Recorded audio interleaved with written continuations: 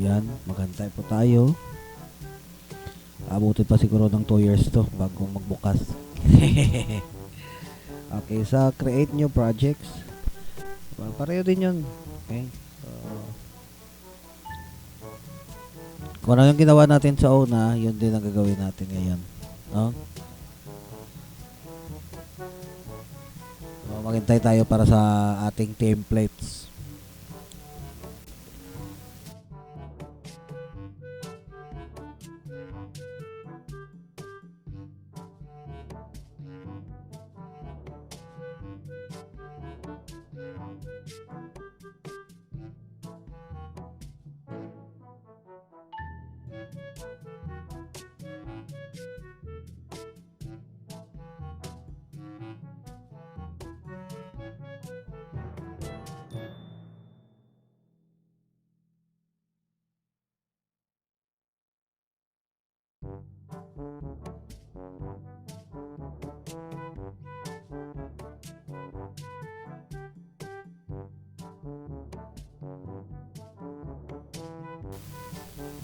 Okay, so at dito na tayo ngayon sa ating form 1. So we need to add um,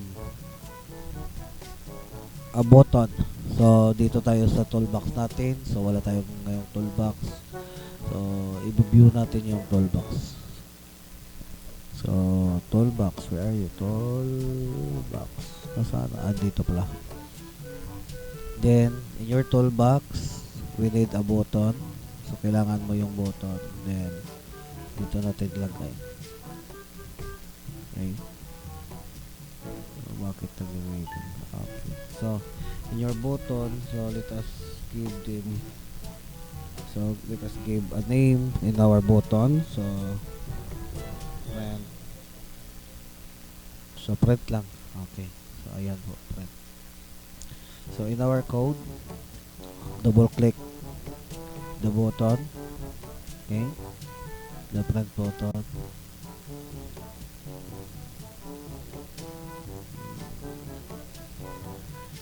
Okay, so ito na po ngayon. So dito lagay natin yung bagay print dialog equals, so lagay natin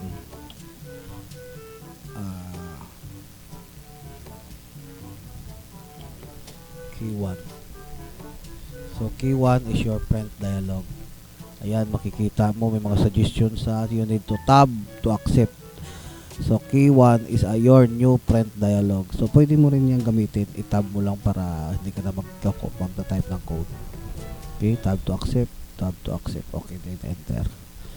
Okay, so you have now, ayan, makikita mo yan. So mayroon sang suggestion, tab to accept again. So show dialog. Okay,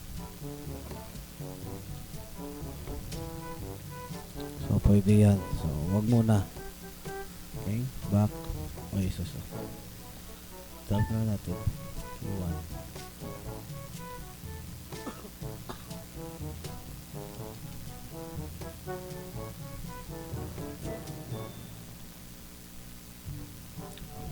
So alisin lang natin to.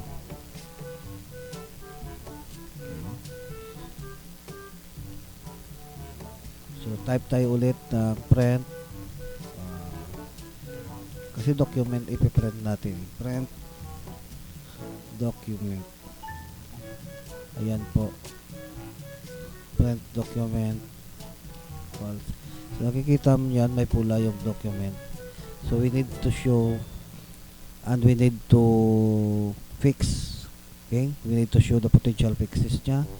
So para hindi siya na sa mag-error. So we have your potential fixes. So ito, i-fix niya na. Ayan, pwede tayo mag-generate dito. So pwede tayo mag-system drawing, dot printing, dot print documents. So yon, ito po kailangan natin. So kailangan niya mag-print ng documents. So Okay? So, previous changes. Ayan po. So, ilagay natin dito sa system. Okay? Dito sa itaas, yung using system. Okay? So, ito. Then, cancel natin. Apply. So, tingnan natin kung wala. Ay, wala. So, sorry. Iba na lang gagamitin natin. Ito. Print and printing documents. Ayan. So, system print documents. Para namang iba. So, magde-declare tayo dun sa ating using. Bakit wala? Ito na lang. Ito using system drawing printing. So, ito yung gagamitin natin para magkaroon tayo doon ng sa print documents na systems niya sa forms. Okay. Preview changes. Ayan na po. So, ito po yung using system drawing and printing. So, apply lang natin. Tapos, ito magiging blue, color light blue na yun. Ayan. So, nakikita mo, mayroon pa siyang pula. Kasi, yung si print document, hindi mo pa na-declare. Okay. So, lagyan natin dito. Key 2. Yan. Kita mo. Si key 2 naman, wala naman siyang equals new print documents. Ito sa po. Yan. Tapos, lagyan natin. Okay. So, kita nyo, wala nang error. Yan lang po. Ito dito sa taas, makikita na natin dito yung nilagay natin si using system drawing and printing. Okay. Now, so, lagyan naman natin dito key 1 dot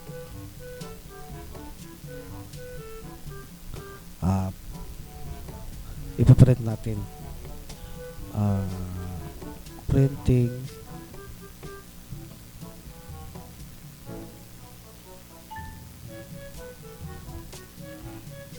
ay print lang pala, print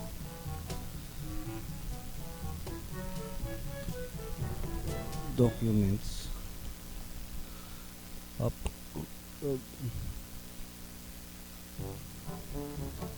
equals ito meron din eh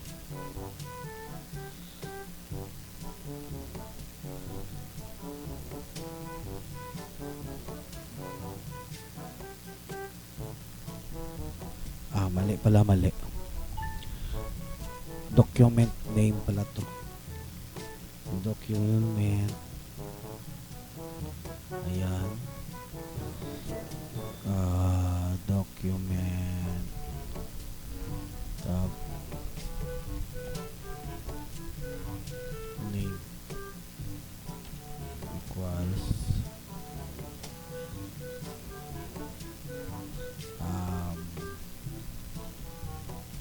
print documents. Ayan.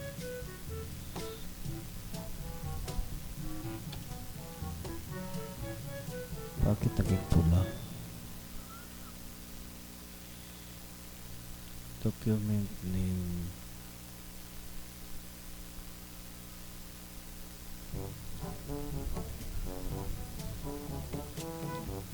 okay. Hindi pala to si key 1.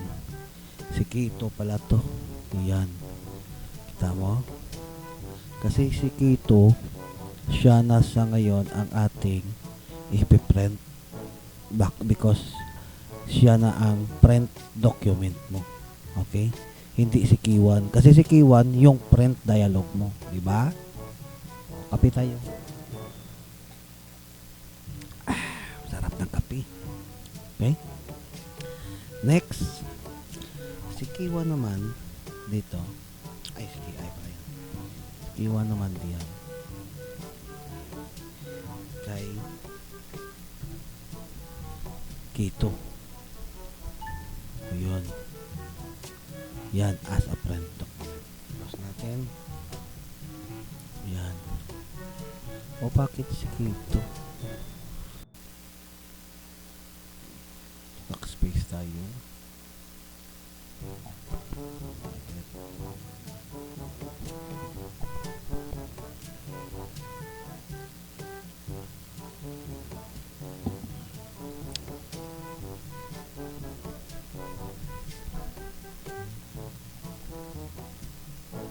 Ito pala mali. Si K1 pala, K1. Si K1 dot document. Ayan. Ito palang mali. Yan, tab mo lang yan. Tapos equals to K2. Yan. Tapos tab ulit para ma-accept mo na lang yung ano niya, yung correction niya. Okay, so tab to accept again. Ayan. Ayan po. Kunin ko to. Okay. So, K2 ay yung pangalan ng document name is a document name. Ang pangalan ng ipiprint natin ay si print documents. Tapos, si K1 dot document ay equals to K2. Okay. So, then okay, so ngayon, lalagyan na natin ng print dialog. I-allow natin yung selections. Okay?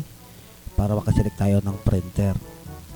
So, because your K1 is a print dialog, so we need to have K1 that allow. So, andito, allow selections then equals to true kasi magsiselect tayo eh. Okay, then enter, then another print dialog yung K1 ulit that allow some pages kasi dito natin makikita or mailalagay kung ilang pages ang ipiprint mo. Okay, so mayroon na siyang dilagay na suggestion. So, i-click na lang natin yan. Yan. Is true. Then, tab ulit para magiging true yan. Okay. Okay. Ayan. Yung tab is to accept ng kanyang nirecommendang code. Okay. Okay. Ngayon, dito naman, lagyan natin ng kondisyon. Ilagay natin dito ng kondisyon ay ang kondisyon ni print dialog. So, if K1 dot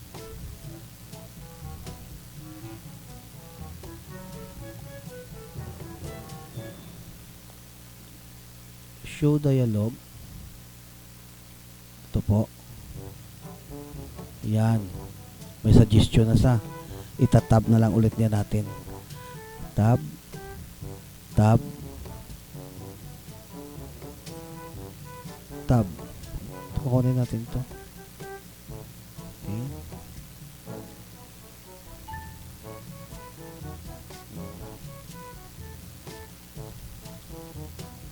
okay, so andyan na ngayon. Okay, siyempre, ang ipaprint natin si Kito kasi yan ang document name. Kito dot print. Ayan, may suggestion na. Okay. So, enter. Tab. Walang tab lang. Ito pala. Ayan. Ayan. Okay, hindi pala ano to, ganyan, ano tawag dyan. Ayan, so ito po ngayon, iti-try na natin, wala tayong issue na nakikita. So try natin kung lalabas yung print dialog.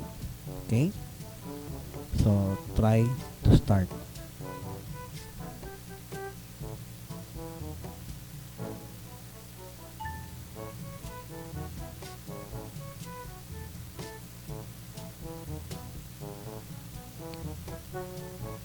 A few moments later. Okay, ito na ngayon yung ginawa nating friend dialog. So, try natin buksan. Okay, press the button. Ayun. So, wala tayong printer. Ito po yung name ng ating printer. So, this is our print dialog. So, ito yung print natin, yung key 1. Ito naman, si Kito, mayroon siyang pages and then selection. So, dito selection niya, and dito yung pages niya. Inalaw natin. Okay? So, later on, sa ano naman tayo, sa sizes naman tayo. Pero ngayon, ito lang muna yung sa printer. Kasi wala tayong printer. Wala tayong printer na naka-install. So, ito lang ngayon yung nakalagay. Pero pag mayroon tayong printer na naka-install, lalabas din ang printer. So, click OK. So, page 1, page 2, sample. Click OK. So, ayan na po kayo sa okay, cancel natin kasi wala siyang wala sang ipiprint naman dyan. Okay. So, close natin. So, thank you very much. Sana may naintindihan kayo. And ito ngayon, ang bago nating topic, yung print dialogue. Mabuhay! Hanggang sa muli! Bye-bye!